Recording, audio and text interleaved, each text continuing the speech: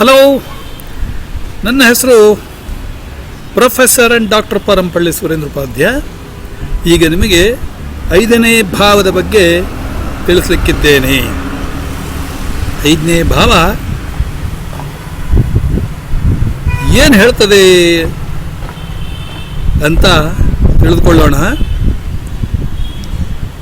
5ನೇ ಭಾವ ಮಕ್ಕಳನ್ನು, ಬುದ್ಧಿವಂತಿಕೆಯನ್ನು, ಲವ್ ಆ್ಯಂಡ್ ರೊಮ್ಯಾನ್ಸನ್ನು, ಚೈಲ್ಡ್ ಬರ್ತನ್ನು, ಎಬಿಲಿಟಿ ಟು ಥಿಂಕ್, ಆಯಿತಾ. ಆಮೇಲೆ increase or decrease in the power of one's own intelligence, ಅದನ್ನು ಕೂಡ 5ನೇ ಮನೆ ಯೋಚನೆ ಮಾಡ್ತಾ ಇರುತ್ತೆ. ಹಾಗೆ 5ನೇ ಮನೆಯು ಸ್ಟ್ರಾಂಗ್ ಇದ್ದಲ್ಲಿ ಈ ಎಬಿಲಿಟಿ ಟು ಥಿಂಕ್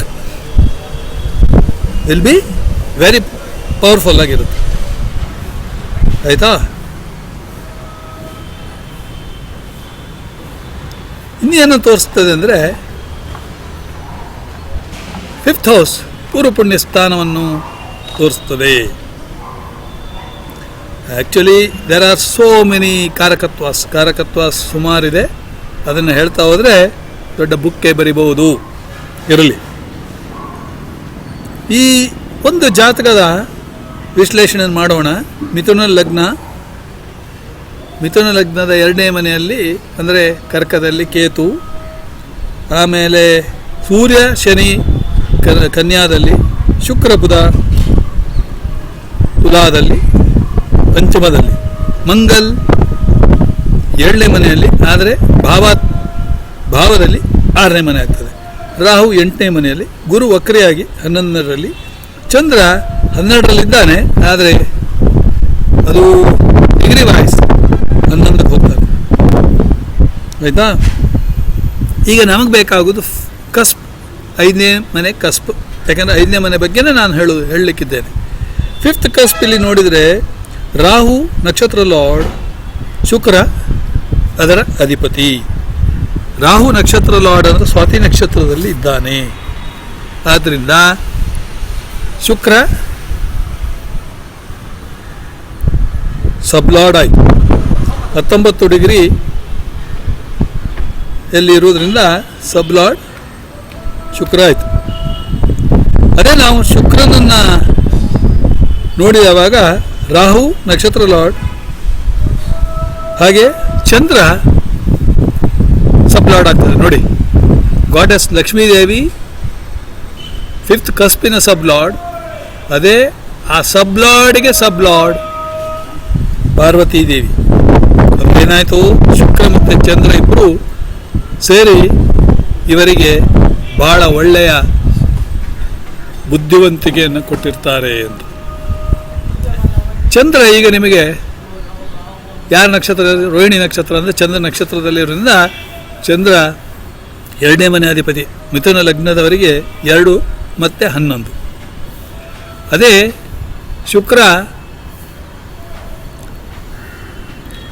ರಾಹುವಿನ ನಕ್ಷತ್ರದಲ್ಲಿದ್ದಾನೆ, ರಾಹು ಶನಿಯ ಮನೆಯಲ್ಲಿದ್ದಾನೆ, ಅಂದರೆ 4, 8, 9. ಶುಕ್ರ 5 ಮತ್ತು 12, ಅಂದರೆ ಏನಾಯಿತು, 2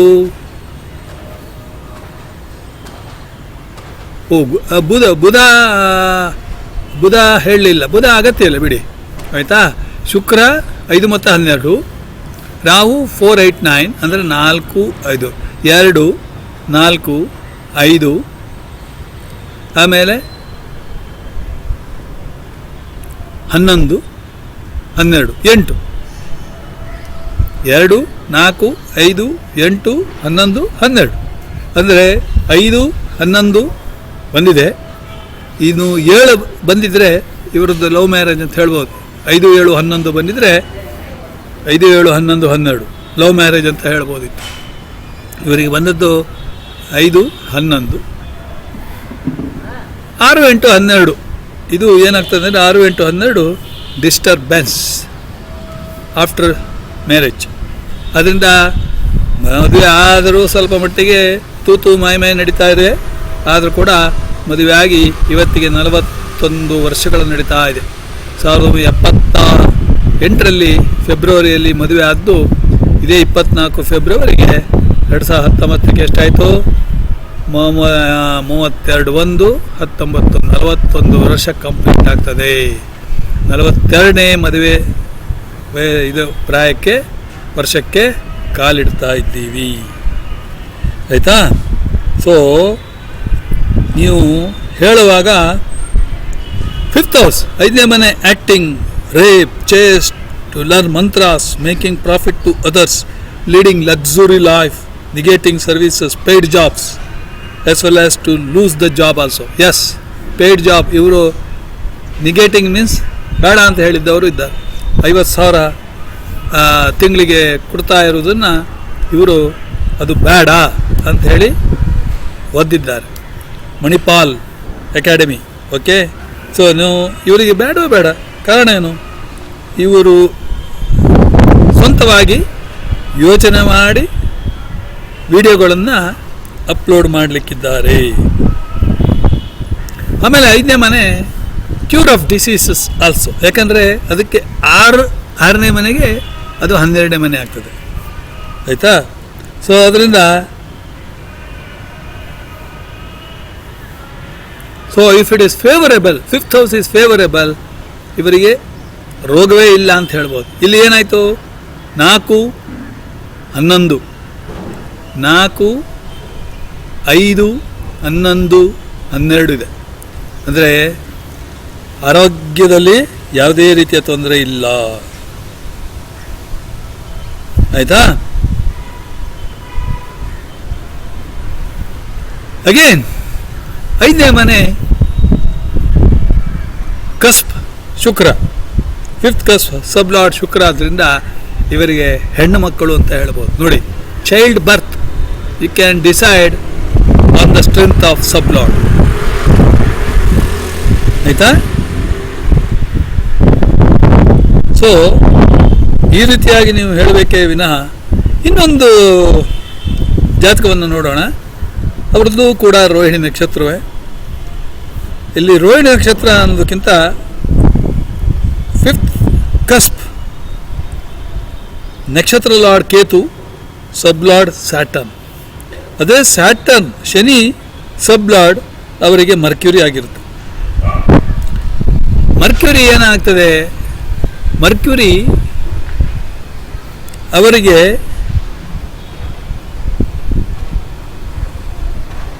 ಲಗ್ನದಿಂದ 3ನೇ ಮನೆಯಲ್ಲಿದ್ದಾನೆ. ಅಂದರೆ 2 ಮತ್ತು 11ರ ಅಧಿಪತಿಯಾಗಿ ಲಗ್ನದಿಂದ 3ನೇ ಮನೆಯಲ್ಲಿ ಸೂರ್ಯ ನೀಚನ ಇದ್ದರೂ ಕೂಡ ಶನಿ ಜೊತೆಗಿದ್ದಾನೆ. ಅಂದರೆ ತುಲಾದಲ್ಲಿದ್ದಾನೆ. ಅಂದರೆ ತುಲಾ ಏನಾಯಿತು? ಶುಕ್ರನದಾಯಿತು. ಸೊ ಶುಕ್ರನ ಮನೆಯಲ್ಲಿ ಇದ್ದಾನೆ ಬುಧ. ಬುಧಂದೇ ನೋಡಿದರೆ ಏನಾಯಿತು? 2, 11, 2, 3, 11 ಬುಧ. ಆಮೇಲೆ ಶುಕ್ರನ ಮನೆಯಲ್ಲಿದ್ದಾನೆ. ಬುಧ ಯಾವ ನಕ್ಷತ್ರದಲ್ಲಿದ್ದಾನೆ? ಬುಧ. ಸೊ ನಕ್ಷತ್ರ ಲಾರ್ಡ್ ಕೇತು. ಓಕೆ, ನಕ್ಷತ್ರ lord Ketu 5th house cusp. 5th house cusp Saturn. Saturn ಎಲ್ಲಿದ್ದಾನೆ? ಶನಿ ಅವರಿಗೆ 3ನೇ ಮನೆಯಲ್ಲಿದ್ದಾನೆ. 6 ಮತ್ತು 7ರ ಅಧಿಪತಿ. 3, 6, 7. ಬುಧ 2, 11, 3. ಓಕೆ, ಸೊ 3, 6, 7, 2, 3, 6, 7, 11 ಶನಿಗೆ ಬಂತು ಅಂತ ಆಯಿತು. ಆಯಿತಾ? ಅದನ್ನು ಬುಧ ಏನಾಯಿತು? ಕೇತು 4ರಲ್ಲಿದ್ದಾನೆ. ಸೊ 1, 2, 4, 9, 11 ಆಯಿತು. ಶನಿ 3, 6, 7, 10. 3, 6, 7, 10.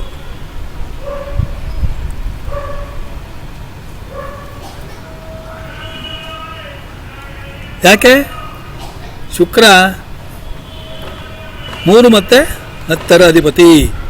ಆದ್ದರಿಂದ ಇವರಿಗೆ ನೋಡಿ ಮರ್ಕ್ಯೂರಿ. ಆದ್ದರಿಂದ ಇವರು ಬಿಸ್ನೆಸ್ನಲ್ಲಿ ಅಗ್ರಗಣ್ಯರಾಗ್ತಾರೆ.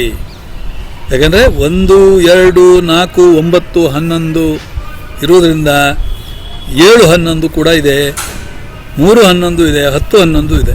ಅಂದರೆ ಬಿಸ್ನೆಸ್ಸಲ್ಲಿ ಅತಿ ಉಚ್ಚ ಮಟ್ಟಕ್ಕೆ ತಲುಪ್ತಾರೆ ಅಂತ ಹೇಳ್ಬೋದು. ಇಲ್ಲಿ ನಾವು ನೋಡಬೇಕಾದ್ದು ಬರೀ ಸಬ್ಲಾರ್ಡ್ ಆ್ಯಂಡ್ ನಕ್ಷತ್ರ ಅಲ್ಲ. ಆಮೇಲೆ ಸಿಗ್ನಿಫಿಕೇಷನ್ಸ್, ಗ್ರಹಗಳು ಯಾವ ಮನೆಗಳನ್ನು ಸಿಗ್ನಿಫೈ ಮಾಡ್ತಾರೆ ಅನ್ನೋದು ಬಹಳ ಮುಖ್ಯ. ಆಯಿತಾ? ಇದಿಷ್ಟನ್ನು ಹೇಳಿ ನಾನು ಇಲ್ಲಿಗೆ ಈ ವಿಡಿಯೋವನ್ನು ನಿಲ್ಲಿಸ್ತೇನೆ. ಎಲ್ಲರಿಗೂ ಒಳ್ಳೆಯದಾಗಲಿ. ನಮಸ್ಕಾರ.